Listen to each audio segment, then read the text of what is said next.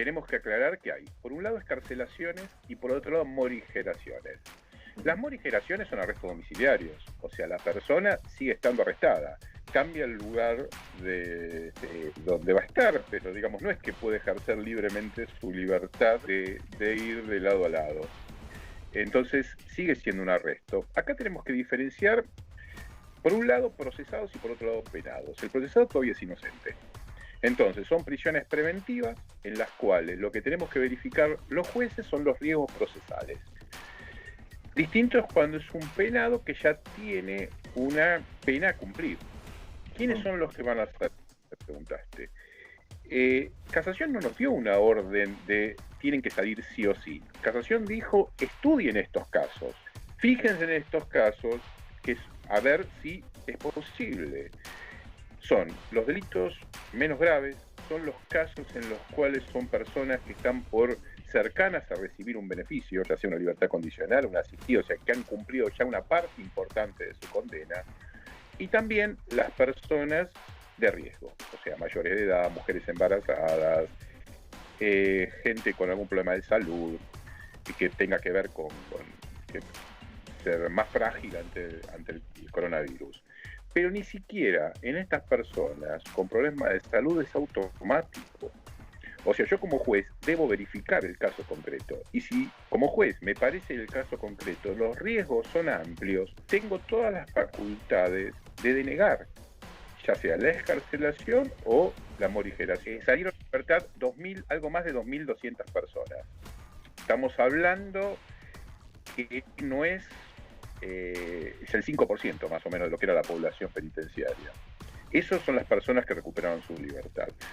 En los casos que te puedo decir, que conozco, son más bien personas de riesgo y previamente evaluadas, o personas que estaban muy próximas, o sea, digamos que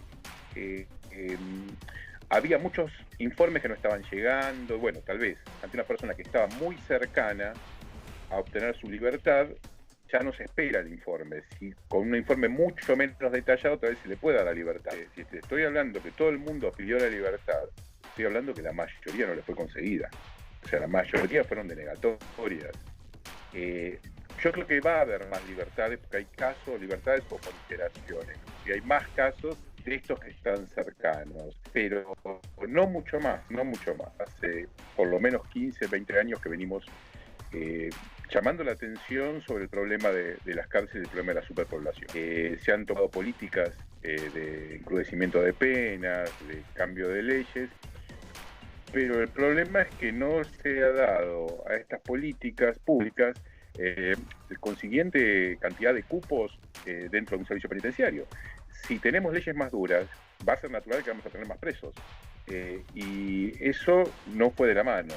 Entonces, realmente nos encontramos con hoy 41, algo más de 41.000 presos en un servicio penitenciario que solamente tiene lugar para 24.000. Con el COVID, esto, digamos, esta explosión que ya estaba, que no es nueva, se hace mucho más difícil porque obviamente que la salud de los internos está en riesgo y la salud pública en general, porque si una cárcel que puede haber gran cantidad de contagios, los detenidos luego van a ir a los hospitales. Entonces, toda la salud pública va a estar en riesgo. Acá tenemos que velar por los derechos de los internos, pero a la vez velando por los derechos internos estamos velando por los derechos de toda la sociedad. Hoy por hoy tenemos una cárcel que no resocializa, que al contrario deteriora. Y si deteriora, un detenido que sale a la sociedad recuperado, tras haber podido estudiar, tras haber podido trabajar, con un interés genuino de volver a la sociedad, si tuviéramos un patronato de liberados acorde, pero yo sé que trabaja mucho la gente del patronato de liberados, pero realmente no alcanza porque no hay, el factor humano es reducido. Entonces, yo siempre digo que cada detenido que sale a la sociedad recuperado son menos delitos.